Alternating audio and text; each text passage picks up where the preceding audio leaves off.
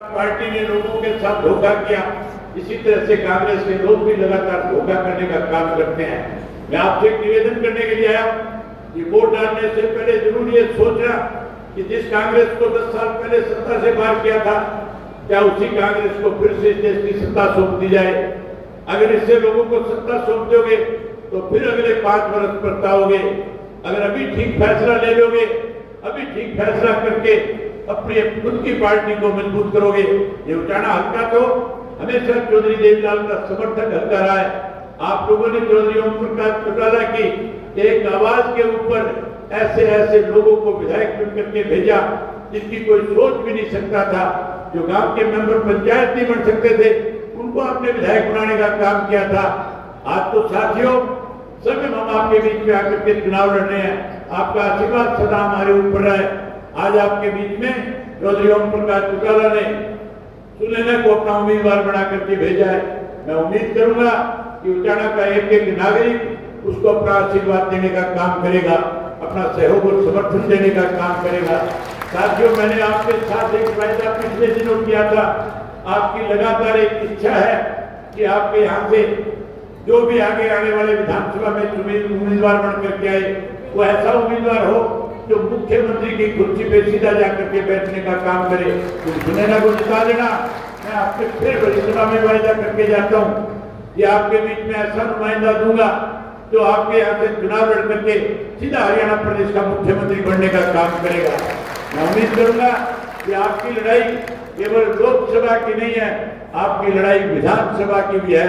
अगर विधानसभा जीतना है तो लोकसभा जीतना जरूरी है।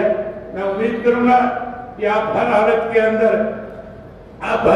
अंदर सुनैना जी के पक्ष में वोट डाल करके जिताने का काम करोगे। मैं भाजपा के उम्मीदवार के बारे में भी आपसे खुद करके एक बात बताना चाहता हूँ।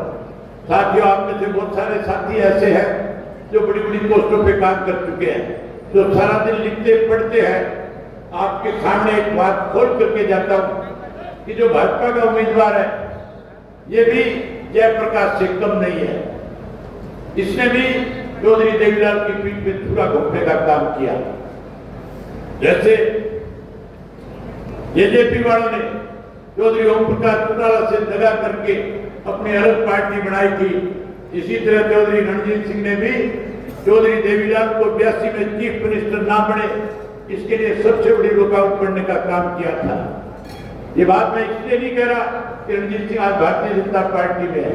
मैं ये बात आपको इसलिए बताना चाहता हूँ कि आपको असलियत आपको पता होनी चाहिए। आप खुद एक चीज देखना, एक किताब है जिसका नाम ओपन सीक्रेट है।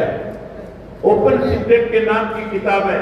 गूगल के ऊपर जाकर के ओपन सीक्रेट की किताब खोलना, उसका पेज नंबर 195 295 वो देखना। उसके अंदर उस किताब का लेखक है एम के धार नाम का एक व्यक्ति। ये एम के धार कोई और नहीं, इंदिरा गांधी जब देश की प्रधानमंत्री थी उस वक्त में ज्वाइंट सेक्रेटरी के पद पे होता था, आईबी के अंदर काम करता था, जो देश की सर्वोच्च एजेंसी है उसमें ज्वाइंट सेक्रेटरी ज्वाइंट कमिश्नर के पद पे काम किया इसने समय में अपनी किताब में लिखा है कि मेरी भी ड्यूटी इंदिरा गांधी जी ने लगाई थी सन 1982 में कि चौधरी देवीलाल किसी तरह हरियाणा के मुख्यमंत्री ना बने। लोगों ने चौधरी देवीलाल को मुख्यमंत्री बनने के लिए 52 एमएलए सौंप दिए थे। 52 एमएलए होने के बावजूद भजनलाल को शपथ दिला दी गई थी, और भजनलाल को शपथ दिलाने के बाद चौधरी रणजीत सिंह से संपर्क इंदिरा गांधी का करवाया गया था। अकेले रणजीत सिंह नहीं मिले थे, ये 3 लोग जाकर के इंदिरा गांधी से मिले थे। एक चौधरी रणजीत सिंह था, दूसरा खुर्शीद अहमद था और तीसरा बनारसी दास गुप्ता था। इन तीनों की ड्यूटी लगाई इंदिरा गांधी ने। इन तीनों को 10 करोड़ रुपया दिया। ये उस किताब में लिखा हुआ है कि इन तीनों को 10 करोड़ रुपया दिया गया था। 5-5 लाख रुपया और इस बात का दिया गया था कि आप एमएलए तोड़ करके लाओ।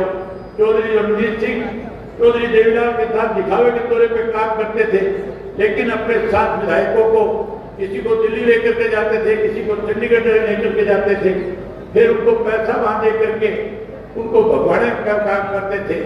साथियों, चौधरी देवीलाल की सरकार रोकने वाला चौधरी रणजीत सिंह था, जिसने चौधरी देवीलाल की पीठ में छुरा घोंपा। जिस किसी ने चौधरी देवीलाल और चौधरी ओम प्रकाश चौटाला के साथ दगा किया, वो लोग कभी राजनीति में आगे नहीं बढ़ पाए थे। अकेले ये दो नहीं, ये जयप्रकाश भी उसी प्रवृत्ति का आदमी है। ये भी चौधरी देवीलाल की नर्सरी में पैदा हुआ है। इसने भी चौधरी देवीलाल की पीठ में छुरा घोंपा था। इन तीनों को सबक सिखा दो। ऐसे लोगों को जब तक सबक नहीं मिलेगा, चौधरी देवीलाल की आत्मा को शांति नहीं मिलेगी। मैं उम्मीद करूंगा कि आप इन तीनों को सबक सिखाओगे और एक एक वोट सुनैना के पक्ष में डाल करके चौधरी देवीलाल की आत्मा को शांति पहुंचाने का काम करोगे। यही बात आपसे कहने के लिए आया था। आप सबने मेरी बात सुनी। आप सबका बहुत धन्यवाद। जय हिंद।